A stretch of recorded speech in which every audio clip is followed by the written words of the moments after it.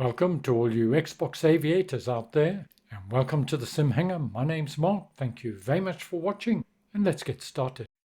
Hi guys, welcome to my review of Next Levels Racing HF8 Haptic Feedback Pad for use with the Xbox Series X and S, and today the focus is going to be on its use in Microsoft Flight Simulator. So the question is, what is it and why would you want one?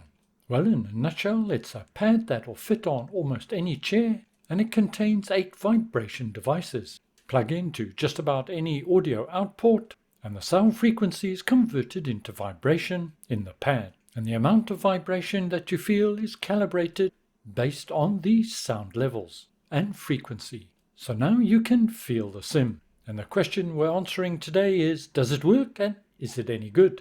Demonstrating something like the HF8 feedback pad is very difficult because it's all about what you feel rather than what you see. So the only way I could think about doing it is we're going to take, I'm going to show you a short extract of a number of different flights that I did using different aircraft and different controllers. And I'll be describing my experience as we go, and then after that I'll be giving you my opinion on the HF8 for use with the console, and you will then be able to form your own opinion whether or not the HF8 represents value for money and should be part of your sim. I did a video some time back, about 2 weeks ago or so, on its use with the PC, and we covered off a lot of the basics in that. So if you haven't watched that, please go and watch that. In that video, we required to download some software and gave us a configurator and so on. None of that is available or required for use with the Xbox Series X or S. You can see that I've fitted the pad HF8 to the chair, and it's held in place with the straps that are provided with it. On the armrest here is the controller, and in terms of the connections, it comes with a variety of different connections. One is a USB. You don't require that, and it won't work with the Xbox. But what you do need, of course, is the main audio cable. Now, the audio mode will work on the PC as well, but if you plug in the USB in the PC, it's then reading the telemetry directly from the sim and feeding that back into the chair. But for the Xbox, it's taking the sound frequency and converting that into vibration in the chair, so the USB is not required. What you do require is this, and you can plug it into your game controller, the audio port on your game controller. You can use your peripheral, or one of my preferences, again depending on your monitor, plug it directly into your monitor and you can get some great feedback. I'm using it with a wireless controller. It's working fine, and I'm also using on the Xbox headphones, and then once again they're wireless and they work fine. The other cable that you get is the Y splitter, and you can attach to that your speakers. If you've got a set of headphones that are wired, well, they would connect here. And of course, you've got your power connector, which it has to be plugged into the mains in order to operate. In terms of the controller itself, when you first switch it on, I hope this comes out in the video, you'll get a solid light. That is PC mode. So press the dial down and hold it down, and after a short period of time it'll start to flash. Now you can rotate this dial, and it has 3 settings if you like. This is the intensity or strength of feedback to the chair, and by rotating it goes from green to amber to red. I hope that shows on the video. Now, I found with flying different aircraft, they've got different volume levels, and you can adjust this on the fly to suit the aircraft, which is quite convenient. Looking at the pad itself, it has 8 vibration points. There's 2 in the upper back, 2 in the lower back, 2 here in the butt position, and 2 really up front here. They're not very big, but but they are somewhat pronounced, and so they can become fairly uncomfortable. So the positioning of the pad on the chair is really, really important. I found by pulling it all the way back, it suits my body size and shape, and I have my legs raised slightly onto the rudder pedals. So you may find that it's better if you pull them all the way forward, for example. That's more comfortable, and your legs lifting slightly. You don't want too much of your weight here. My seat cushion itself is fairly giving, so they do sink in a little bit.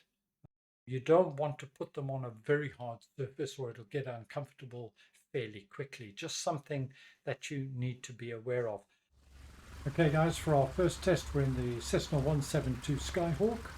It's a grass strip. We're somewhere in South America, and let's give this a test and see how we do. Currently flaps are one stage down. We are ready for takeoff and the engine is at idle. I'm in the external view, so the sound's a little bit louder, and I can feel a very small vibration in the middle of my back here coming through. Let's switch now to the cockpit view. That vibration is still there, but very slightly. I've got to push back against the pad in order to feel it, because the sounds are lower. And this is one of the restrictions or limitations of this, is where there's very quiet sound, you're not really going to get the impact. So currently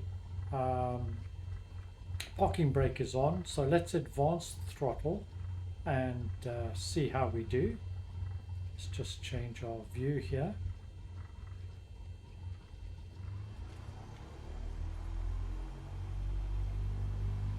We're about 1600 RPM, very slight change, nothing significant. A bit of a pulse every now and again. Let's go to max throttle. Now I can feel it. All of the spinners are going. There is a lag. It's not massive, but I would say it's maybe as much as a second, maybe a second and a half. So let's go let's pull the throttle all the way back.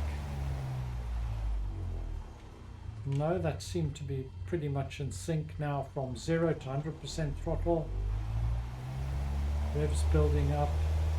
Yeah, I would say the lag may be between half and 1 second in this occasion. So there is a bit of a lag while the spinners spin up the speed.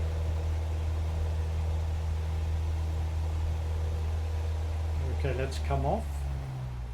I'm going to take parking brake off and let's give it a test. We're going to take out, go over the water, just loop round and come back for a landing. I don't normally fly with the gamepad, so please excuse any faux pas. Okay, so here we go. Throttle to full. The vibration has changed. I can feel the ground effect. It's more of a lumpy feeling, if that makes any sense. Watching the speed now, 50, 60. Oh, wrong one. Let's pull the nose up. A very slight change from the ground effect to being up in the air at full throttle. Probably because all the spinners are going anyway. The difference was not pronounced. Let's come back a little bit on the throttle. Yes, the vibration is changing now. The vibration's not a massive one. It's not a bang, bang, bang, bang. It's far more subtle, more of a shake and arguably more realistic. Let's try flaps up now. That initial sound of the flaps coming up, there was a slight jolt in the seat, but as they went up I didn't really feel anything at all. There's a nice little vibration in the seat and in the lower back currently. Let's see what happens as I bank. Yes, slightly more. Let's see what the ground, what the G-force will be like. Yes, it's there. Not as pronounced as it was on the PC. Let's try going for a landing now. I'm going to come back on the throttle. Need to lose a little bit of speed now. Keep my nose up for now. I want that speed to wash off before I bring in the flaps. Be interesting to see if I can feel the flaps. 90. Flaps 1. I couldn't feel that really. Flaps 2. Yes, I can feel that. Add a little bit more throttle. Flaps full. Oh, I can feel flaps full.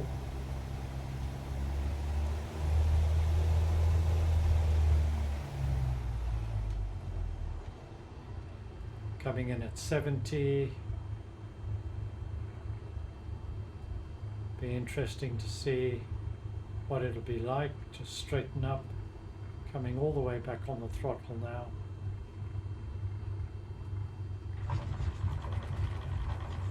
Very pronounced as I hit the ground. I'm reaching for my rudder pedals here.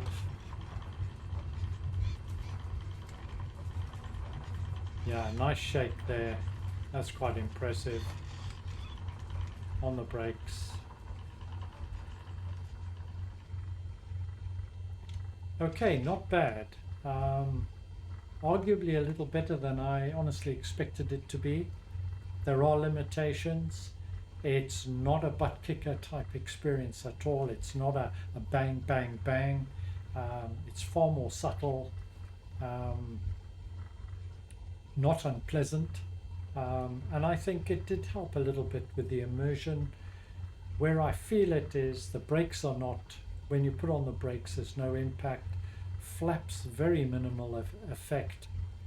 Really punchy on the upper ranges of the throttle.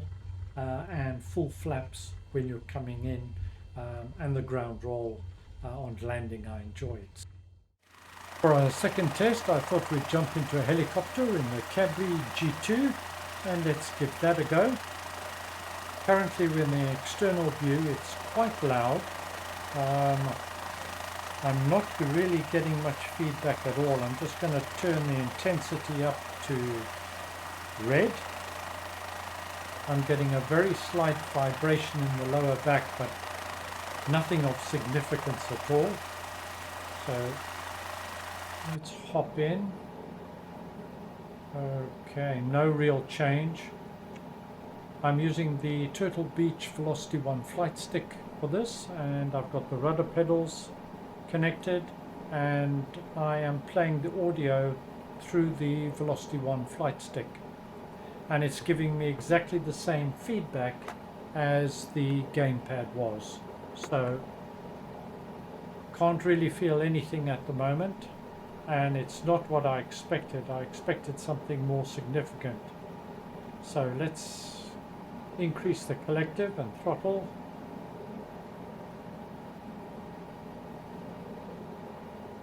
Not really getting much of a change.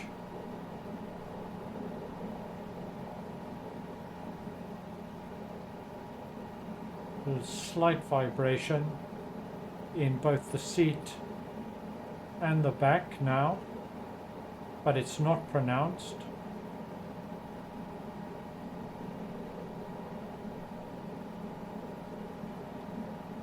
So let's try full. Right, that vibration and that noise you could hear as we push the throttle forward too fast, I could definitely feel that. Now more or less at full throttle, I am getting vibration, but it's quite subtle. I must be honest, I expected a little bit more from a helicopter. I think it's a little bit understated, slightly underwhelming. Let's go down and we'll hit the ground quite hard and see what impact that has. Oh, definitely felt that. Big bang, all of the shakers going, so that's good. There's a pitch change in the vibration, but it's not as noticeable as you would expect it to be. We obviously have to try the F-18 Hornet, so let's give that a go. I can feel the chair starting to vibrate.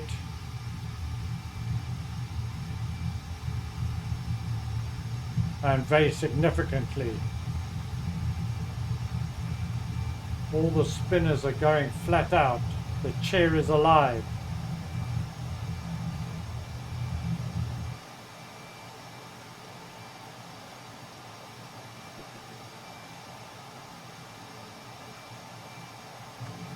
Gear coming up, and yes, I can feel that. Coming back a little bit on the throttle. This is much better than the helicopter. But the G-force is definitely in effect. That's much better. For our last test, I thought we'd give the Airbus A320 a go.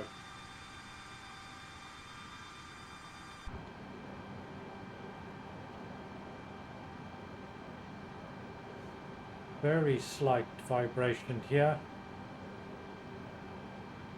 Both engines are at idle.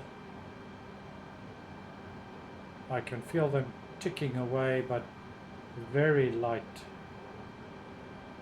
I would have preferred something more substantial. Parking brake off.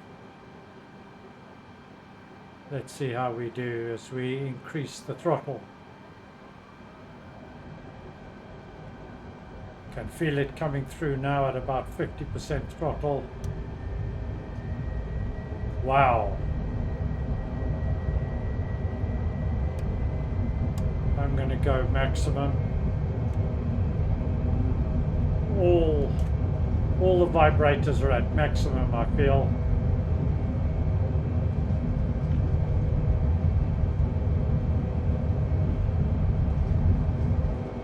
Once again, not a big difference from the ground roll to being in the air. Gear up. Yes, I can feel that.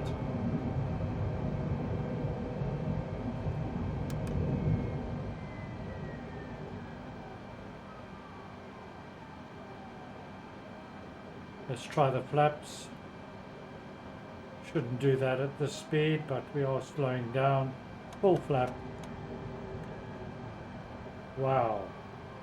Yep. I can feel the transition for the flaps.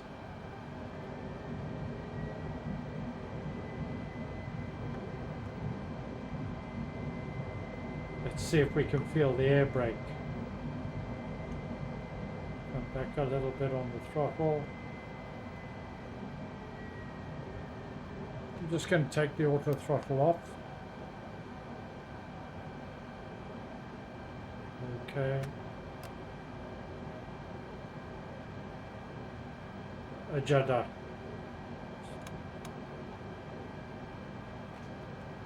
Nothing major, nothing significant.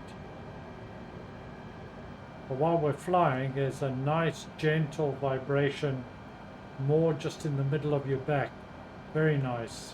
Not overdoing it at all. Having been a flight simulation enthusiast for more years than I care to remember, I'm really pleased to see something like this come to the Xbox. And I have no hesitation in saying it certainly adds to the overall immersion. And I have a growing aversion to tweak this and change that. And what I love is the ease of setup. It really is just plug in and go. However, And as I think I've clearly demonstrated, there are limitations with this type of implementation, as feedback is based purely on the sound frequency generated by whatever aircraft you may be flying at the time, and experiences will vary from aircraft to aircraft. The list price for this product is £229 or US dollars.